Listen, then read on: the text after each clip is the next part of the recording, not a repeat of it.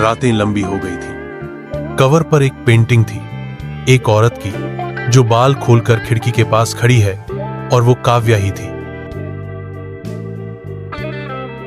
काव्या सफेद सूती साड़ी में, बिना मेकअप, बालों को हल्की चोटी में बांधे जब पहली बार आदित्य के कमरे में आई तो खिड़की से आती धूप उसके चेहरे को जैसे सुनहरा बना रही थी। कुछ चाहिए आपको? उसकी आवाज में शहद सी मिठास थी।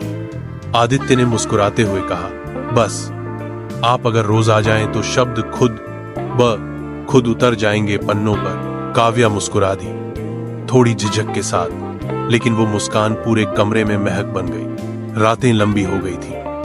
हवेली की छत पर बैठकर दोनों सितारों के नीचे चुपचाप बातें करते।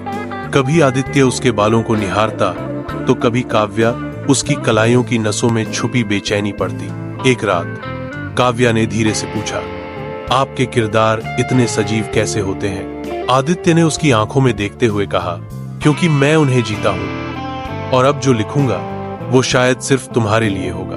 एक रात। वीडियो को अंत तक देखें, और अगर आपको यह वीडियो अच्छा लगे तो इसे लाइक, शेयर और हमारे चैनल को सब्सक्राइब करना ना भूलें। रात बारिश आई, बिजली कड़क रही थी। काव्या डर के मारे आदित्य के कमरे में आ गई। डर लगता है, उसने कांपती आवाज में कहा। आदित्य ने उसका हाथ थामा। मैं हूं ना।